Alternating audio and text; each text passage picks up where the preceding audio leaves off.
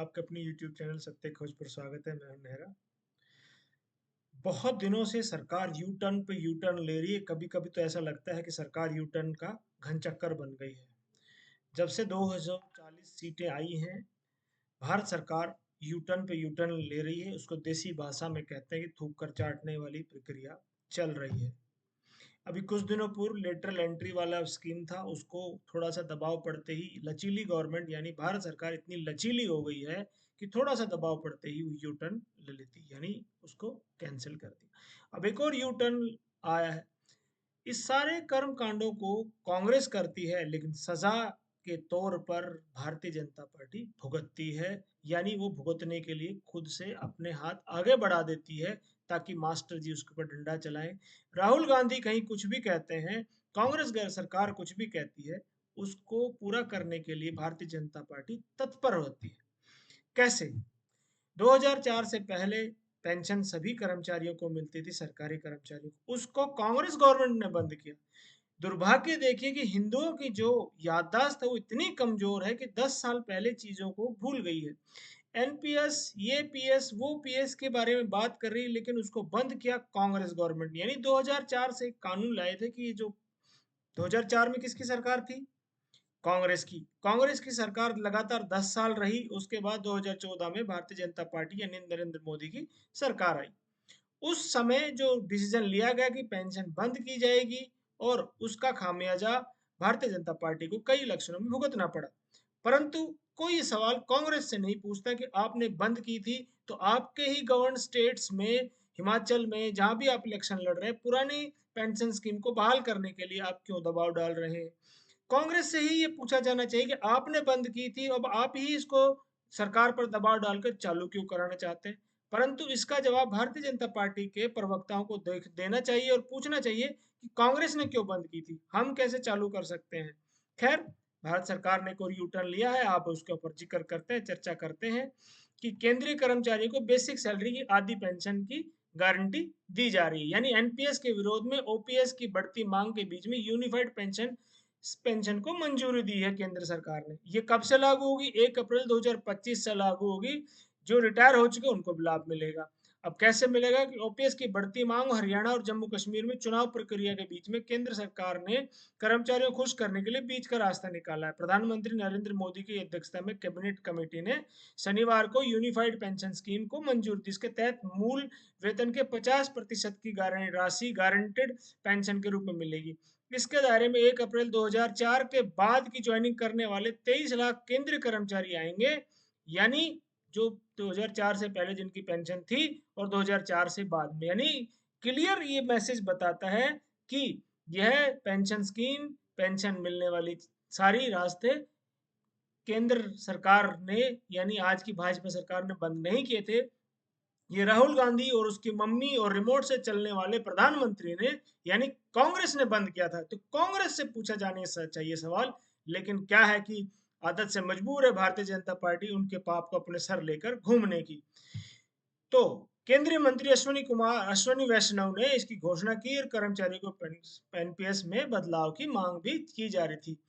अब न्यूनतम 10,000 पेंशन भी मिलेगी। जो एनपीएस चुनने वाले यूपीएस में आ सकेंगे और उनको डीएनए डीआर मिलेगा। नई स्कीम के तहत क्या फायदे होंगे कि मूल वेतन की 50% पेंशन के रूप में मिलेगी। सरकार ने इसकी गारंटी दी। गणना कैसे होगी?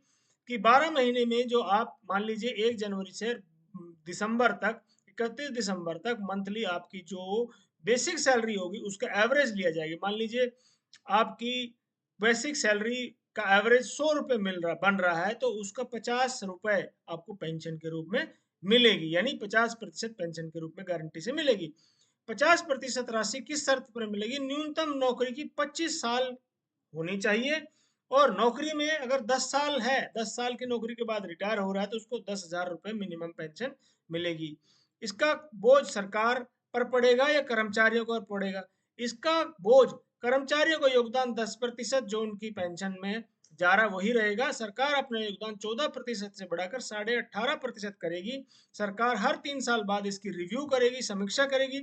फैमिली पेंशन में सुविधा होगी। अगर कर्मचारी की मृत्यु हो जाती है तो उसके जीवन साथी को उसकी जो सैलरी है उसका 60, मतलब उसकी पेंशन का बेसिक सैलरी की 60% पेंशन उसको जीवन साथी को मिलेगी, यानी पेंशन का 60% उसके जीवन साथी को मिलेगा, यानी 50 रुपये का 60 पैसा निकाल लीजिए, यानी करीब 40-45 मतलब 35-35 रुपए के आसपास, यानी परसेंटेज में आप जो उसकी बेसिक है उसके हिसाब से मिलेगा।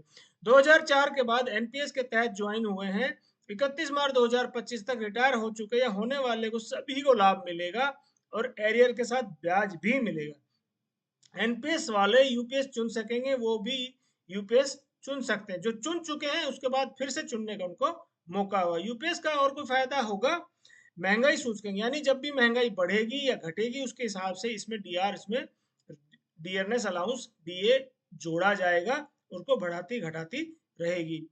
ठीक है, इसके बाद एक मुश्त लाभ मिलेगा। ग्रेचुटी के अलावा रिटायरमेंट की तारीख पर मासिक प्रलिप्तियां यानी वेतन डीए का 1/10वां हिस्सा नौकरी के हर 6 महीने बाद के लिए मिलेगा पेंशन के अलावा। क्या राज्य सरकार लागू करेंगी, ये बड़ा सवाल है। केंद्र ने ये कहा कि राज्य सरकार अपने कर्मचारियों के लिए यूपीएस लागू कर सकती है। स्पष्ट है कि राज्य सरकार केंद्रीय कर्मचारियों के साथ साथ राज्य सरकारें भी इस पर लागू करने के लिए उन पर दबाव पड़ेगा। और अब ये देखिए कि ये सारी चीजें पेंशन को कांग्रेस ने बंद किया, और कांग्रेस ही बार बार अपने अपने राज्यों के इलेक्शन में उठाती रही कि पुरानी पेंशन स्कीम लागू हो। भारतीय जनता पार्टी उनके सामने सरेंडर करती रही, अंततः फिर से सरेंडर करते हुए ये स्कीम लेकर आई है। यानी आप भारतीय जनता पार्टी का अगर बचाव भी करते हैं तो कहां तक आप बचाव करें, क्योंकि बार बार घूम घूम के आती है। इसलिए भारतीय जनता पार्टी को सोचना चाहिए कि जो कर्म कांड कांग्रेस ने किए थे उनकी ठीकरा उनके सर ही फोड़ना चाहिए, भारतीय जनता पार्टी के सर नहीं फोड़ना चाहिए। परंतु मैं एक चीज और कहना चाहता हूँ यहाँ पर, जैसे वक्फ बोर्ड का जो जो अमेंडमेंट है या ये पेंशन स्कीम है, क्या ये 2024 के इलेक्शन से पहले नहीं आ सकते थे? अगर ये आते तो भारतीय जनता पार्टी को कम से कम 20 से 30 सीटों का फायदा होता, वो पूर्ण बहुमत की सरकार में होते। लेकिन इनको समझाए कौन, एक आदमी को सजा दी जा रही थी, उससे कहा कि 3 सजा चुनने का आपको अधिकार है, एक तो आपको 100 प्याज खानी है, एक उसके बदले में या फिर 100 कोड़े चुन लीजिए, या मृत्यु यानी फांसी की सजा ले लीजिए। उस आदमी ने सोचा कि मैं सजा से बचने के लिए पहले 100 प्याज खाने का कोशिश करता हूँ, और 20-30 प्याज खाने के बाद कहा कि नहीं खा सकता, मैं 100 कोड़े खा लेता हूँ।